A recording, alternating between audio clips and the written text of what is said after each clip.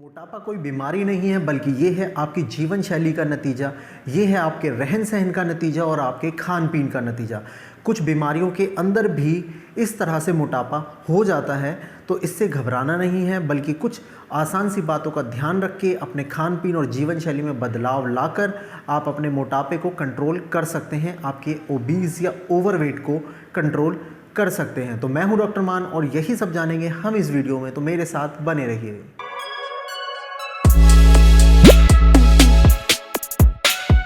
तो मोटापा यानी कि एक्सेसिव और एबनॉर्मल फैट एक्यूमुलेशन, जिसकी वजह से आपकी हेल्थ इम्पेयर होती है, यानी कि आपके शरीर में फैट का एक्यूमुलेशन हो जाना जो कि आपकी हेल्थ को अफेक्ट करे। तो जिन लोगों में फैट एक्यूमुलेशन है, फैट एक्यूमुलेटेड है, उनको हम बोलते हैं मोटे लोग, मोटापा हो गया है, यही सब हम टर्म यूज़ करते हैं।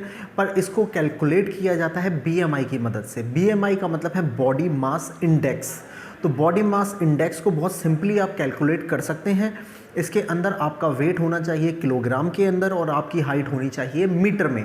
तो जैसा आप इस स्क्रीन में देखेंगे कि किलोग्राम को डिवाइड करना है आपकी हाइट के स्क्वायर से, और जो रिज़ल्ट आएगा वही है आपका बीएमआई। तो बीएमआई के लिए एक छोटा सा चार्ट है जहाँ पर आप देखेंगे किस में आप लाई करते हैं कि आप अंडरवेट हैं, नॉर्मल है, ओवरवेट हैं या फिर ओबीज हैं।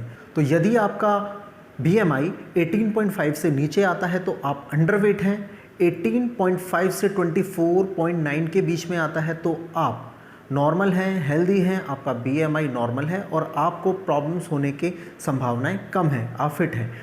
और अगर आपका BMI 25 से 29.9 आता है तो आप ओवरवेट की श्रेणी में आएंगे, और अगर आपका BMI 30 से ज़्यादा हो जाए तो फिर आप आएंगे ओबीज की कैटेगरी में। तो ये था एक सिंपल सा कैलकुलेशन जहाँ से हम ओवरवेट और ओबीज के बीच का फ़र्क करते हैं और जानते हैं कि हम ओवरवेट की श्रेणी में हैं या फिर ओबीज की।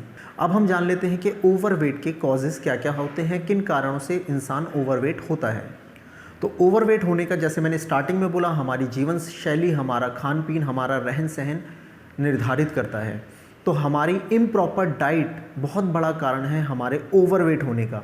तो एक बहुत बड़ा कारण है हमारी इम्प्रॉपर डाइट, जिसके अंदर हम यूज़ करते हैं मैदा से बने हुए खाने या फिर कि ज़्यादा घी तेल वाले खाने, जैसे कि छोले भटूरे में जो भटूरा होता है वो बहुत ज़्यादा ऑयली होता है, समोसा, ब्रेड पकौड़ा, ये सारी चीज़ें, इनके अंदर फैट ज़्यादा होता है, ये मैदा से भी बने हुए होते हैं। तो मैदा की वजह से वैसे ही ऑलरेडी कार्बोहाइड्रेट लेवल ज़्यादा जाता है, ऊपर से आप ऑयल भी देते हैं और आपकी कैलोरी जितनी आपको ज़रूरत है उससे कहीं ज़्यादा आपकी बॉडी को मिलती है। तो वही जो एक्स्ट्रा आपने खाया है वो एक्यूमुलेट हो जाता है फैट के रूप में, वही एबनॉर्मल डिपोजिशन कराता है। तो आपको ये समझना होगा कि क्या क्या चीज़ें आपको अवॉइड करनी है। तो इस तरीके की जो प्रैक्टिस है, आपको जो फूड ले रहे हैं आप जो हाई कैलोरी डाइट ले रहे हैं, ये आपका कारण है आपके मोटापे का। तो डाइट के बाद जो दूसरा कारण बनता है वो डिक्रीज फिजिकल एक्टिविटी है, यानी कि आपकी फ़िज़िकल एक्टिविटी ही नहीं है बट आप डाइट ज़्यादा ले रहे हैं। तो जब आप फिज़िकल एक्टिविटी कर नहीं रहे हैं और खा उतना ही रहे हैं तो ऑब्वियस सी बात है कि वो एनर्जी जो फूड आपने खाया है वो एक्यूमुलेट होगा फैट के रूप में। इसके अलावा सेडेंट्री लाइफ स्टाइल या फिर वर्क फ्रॉम होम का जो चलन आजकल चल रहा है कि आप डाइट उतनी ही ले रहे हैं जितनी आप पहले ले रहे थे ऑफिस जाते वक्त। अब घर पर रहकर आप हो सकता है उससे ज़्यादा डाइट लें या उतनी ही डाइट ले रहे हैं, तो आपका एनर्जी एक्सपेंडिचर नहीं हो रहा है, आप कुछ कर नहीं रहे हैं, बस घर पर खाना खा रहे हैं और अपना काम कर रहे हैं बैठे बैठे एक जगह पर। तो लंबे समय बैठना, एक्टिविटी ना करना और डाइट उतनी ही रखना या ज़्यादा रखना, ये भी आपका फैट एक्यूमुलेट कराता है आपके शरीर में।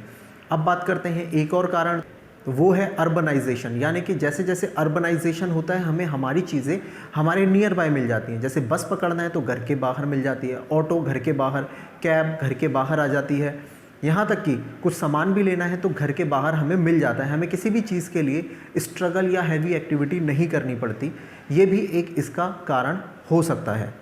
तो जैसा अभी हमने जाना कि ये हैं इसके कॉजेज़, तो अब हम जानते हैं कि जो लोग ओबीज़ हैं, ओवरवेट हैं, उनको क्या क्या बीमारी होने के खतरा हो सकता है। तो हार्ट डिजीज़ की संभावना ज़्यादा होती है ओबेज और ओवरवेट के अंदर, और जैसे जैसे आपका BMI बढ़ता है इन प्रॉब्लम के खतरे भी, इन प्रॉब्लम के होने की संभावना भी बढ़ती है। स्ट्रोक होने की संभावना ज़्यादा होती है ऐसे लोगों में। शुगर की बीमारी होने की संभावना ज़्यादा होती है, यानी कि डायबिटीज़ मेलाइटिस होने के चांसेस ज़्यादा होते हैं जो लोग ओबेज और ओवरवेट होते हैं। ओबेज और ओवरवेट लोगों के अंदर ऑस्टियोआर्थराइटिस होने की संभावना भी ज़्यादा होती है, यानी कि जोड़ों का गठिया होने की संभावना भी ज़्यादा होती है। उनके घुटने जल्दी से घिसने लग जाते हैं, हिप जॉइंट में पेन होने लगता है, कमर दर्द होना भी उनके अंदर कॉमन है, शोल्डर पेन होना कॉमन है, यहाँ तक कि नेक में पेन होना भी ऐसे लोगों में कॉमन है, क्योंकि इन सभी जॉइंट के ऊपर एक्सेस लोड आ रहा है हमारे वेट की वजह से।